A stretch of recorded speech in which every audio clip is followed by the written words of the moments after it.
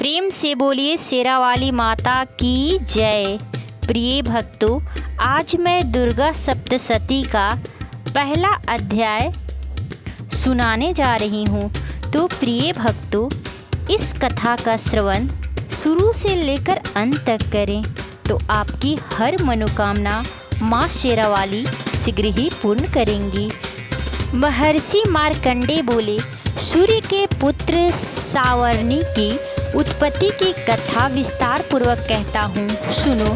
सावर्णी महामाया की कृपा से जिस प्रकार मन्वंतर के स्वामी हुए उसका भी हाल सुनो।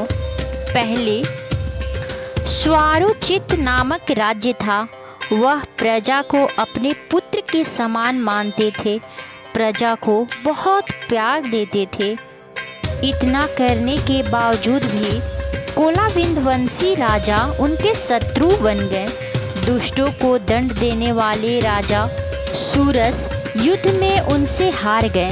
तब वह अपने नगर में लौट आए और केवल अपने ही देश का राज्य ही उनके पास शेष रह गया और वह भी उसी देश के राजा होकर राज्य करने लगे।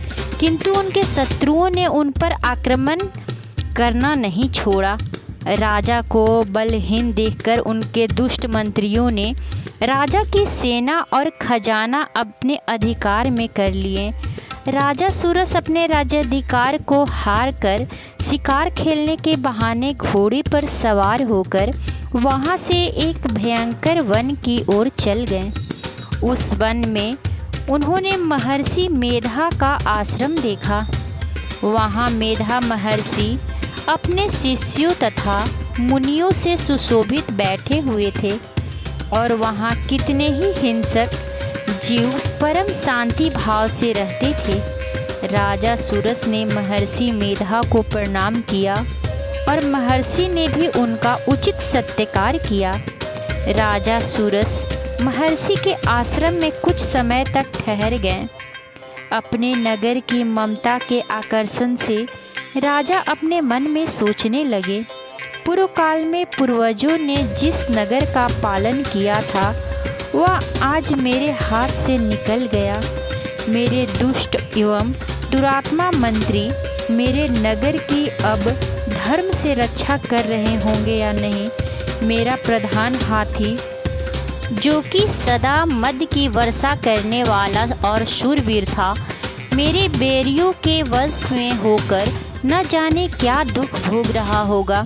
मेरे आज्ञाकारी नौकर, जो मेरी कृपा से धन और भोजन पाने से सदैव सुखी रहते थे और मेरे पीछे पीछे चलते थे, अब वह निश्चित ही दुष्ट राजाओं का अनुसरण करते होंगे तथा मेरे दुष्ट एवं दुरात्मा मंत्रियों द्वारा व्यर्थ ही धन को व्यय करने से संचित किया हुआ मेरा खजाना एक दिन अवश्य खाली हो जाएगा। इस प्रकार की बहुत सारी बातें सोचता हुआ राजा निरंतर दुखी रहने लगा। एक दिन राजा सूरस ने महर्षि मेधा के आश्रम के निकट एक वैश्य को देखा। राजा ने उनसे पूछा, भाई तुम कौन हो? यहाँ तुम्हारे आने का क्या कारण है और तुम मुझे शोकग्रस्त अनमने से दिखाई देते हो, इसका क्या कारण है? राजा के यह नम्र वचन सुन वैश्य ने महाराज सूरस को प्रणाम करके कहा। वैश्य बोला, राजन, मेरा नाम समाधि है। मैं धनियों के कुल में उत्पन्न एक वैश्य हूँ। मेरी दुष्ट स्त्री और पुत्रों ने मिलकर लोभ से मेरा सब कुछ छीन लिया है और मुझे घर से निकाल दिया है। मैं इस तरह से दुखी होकर इस वन में चला आया हूँ और यहाँ रहता हूँ। मैं इस बात को भी नहीं जानता कि अब घर में इस समय सब कुशल होंगे या नहीं। यहाँ मैं अपने परिवार का आचरण संबंधी कोई समाचार भी नहीं पा सकता कि वह घर में इस समय कुशल पूर्वक होंगे कि नहीं। मैं अपने पुत्रों के संबंध में यह भी नहीं जानता कि वह सदाचारी हैं या दुराचार। राजा बोले, जिस धन के लोभ से स्त्री पुत्रों ने तुम्हें घर से निकाल दिया है, फिर भी तुम्हारा चित्त उनसे क्यों प्रेम से करता है? वैश्य ने कहा, मेरे विषय में आपका ऐसा कहना ठीक है, किंतु मेरा मन इतना कठोर नहीं है। यद्यपि उन्होंने धन के लोभ में पड़कर पितृ स्नेह को त्याग कर मुझे घर से निकाल दिया है, तो भी मेरे मन में उनके लिए कठोरता नहीं आती। हे महात्मने, मेरा मन फिर भी उनसे क्यों फंस रहा है? इस बात को जानता हुआ भी मैं नहीं जान रहा। मेरा चित्त उनके लिए दुखी है। मैं उनके लिए लंबी लंबी सांसें ले रहा हूँ। उन लोगों में प्रेम नाम का कोई चीज़ नहीं है। फिर भी मेरा स्नेह उन लोगों के लिए बहुत ज़्यादा है। हृदय में किसी भी प्रकार की कठोरता नहीं है। महर्षि मार्कंडेय जी ने कहा, हे ब्राह्मण। इसके पश्चात महाराज सुरस और वह वैश्य दोनों महर्षि मेधा के समीप गए और उनके साथ यथा योग्य न्याय संभाषण करके दोनों ने वार्तालाप आरंभ कर दिया।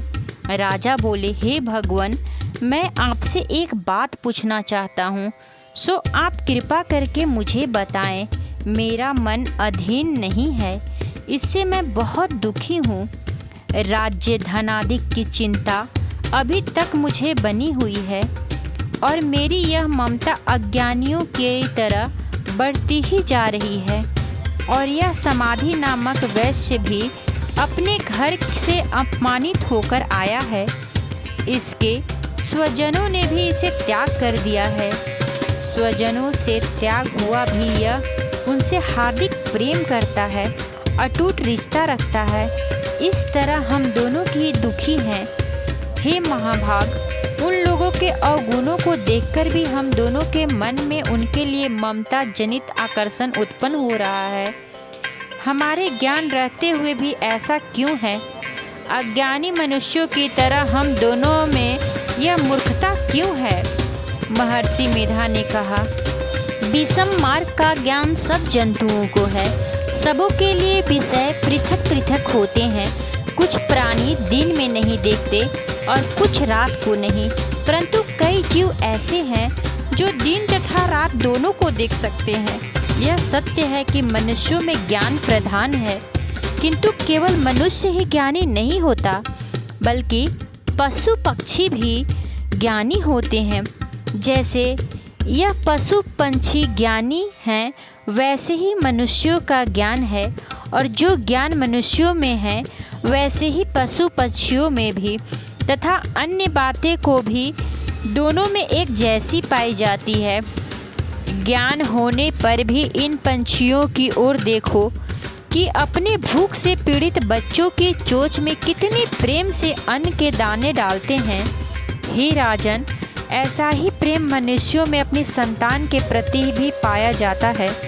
लोभ के कारण अपने उपकार का बदला पाने के लिए मनुष्य पुत्रों की इच्छा करते हैं और इस प्रकार मोह के गड्ढे में गिर जाते हैं।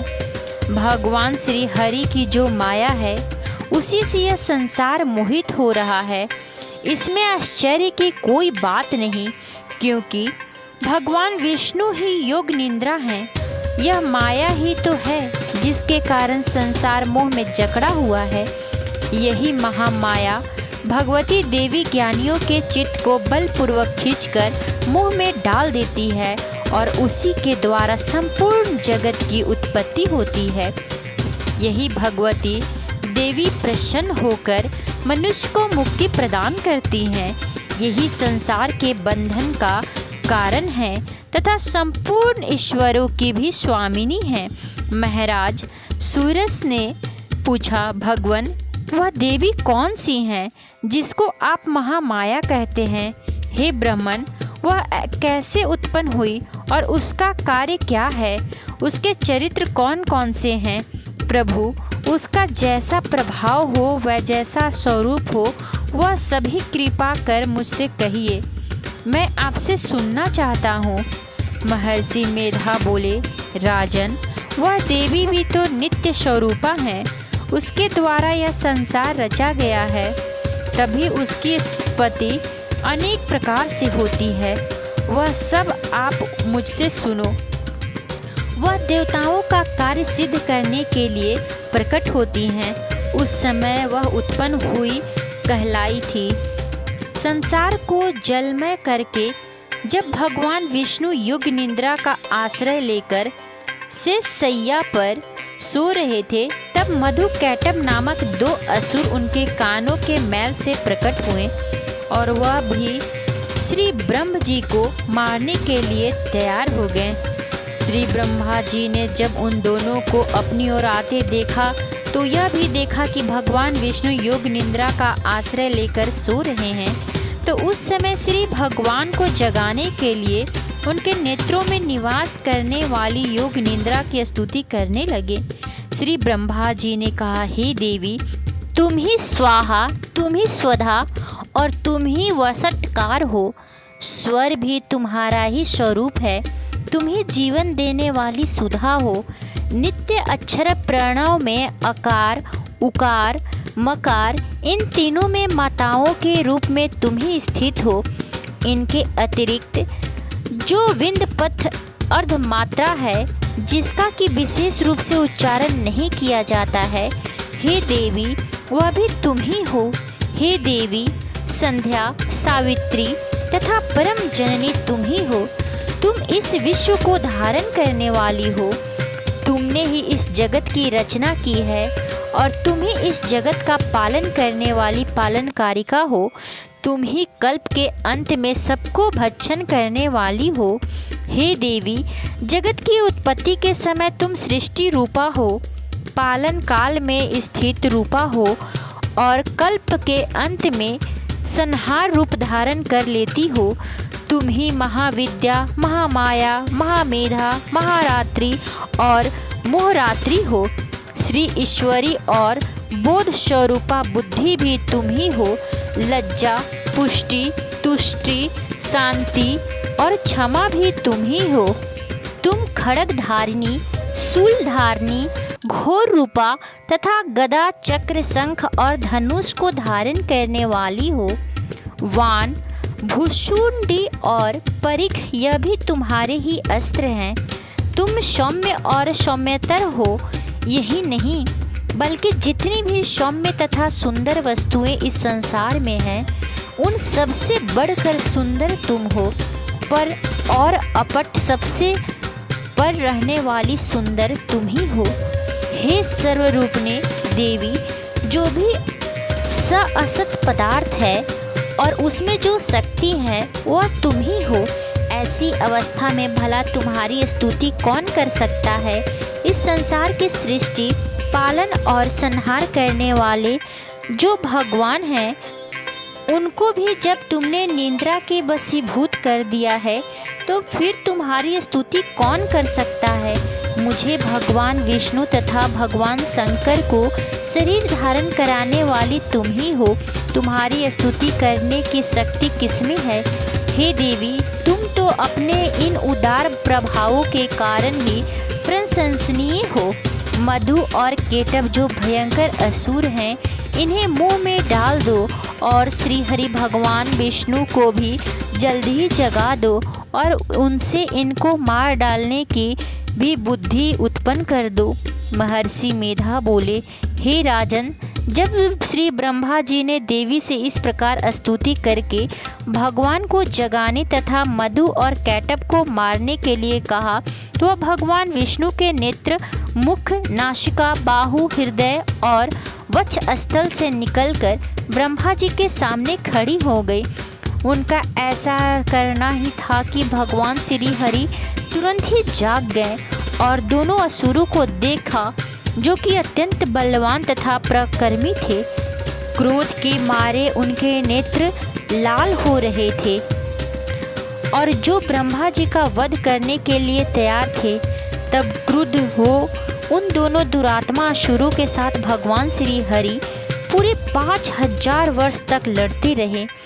एक तो वह अत्यंत बलवान तथा पराक्रमी थे, दूसरे महामाया ने भी उन्हें मोह में डाल रखा था। अतः वह श्री भगवान से कहने लगे, हम दोनों तुम्हारी वीरता से अत्यंत प्रसन्न हैं। तुम हमसे कोई वर मांगो। भगवान ने कहा, यदि तुम मुझ पर प्रसन्न हो तो अब तुम मेरे हाथों से मर जाओ। बस इतना सा ही वर मैं तुमसे मांगता हूँ। यहाँ दूसरे वर से क्या प्रयोजन है? महर्षि मेधा बोले।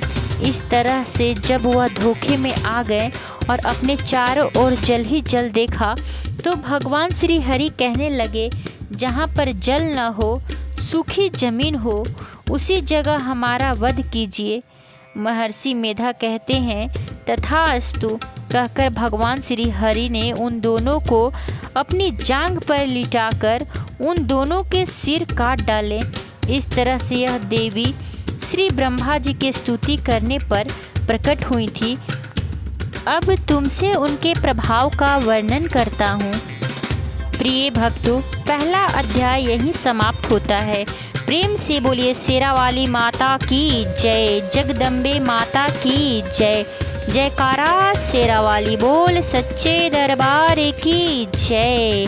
या देवी सर्वभूतेषु शक्तिरूपेण संस्थिता नमस्तस्यै नमस्तस्यै नमस्तस्यै नमो नमः। ओम सर्वमंगल मांगल्ये शिवे सर्वार्थ साधिके शरण्ये त्र्यंबके गौरी नारायणी नमस्तुते। जय माता दी।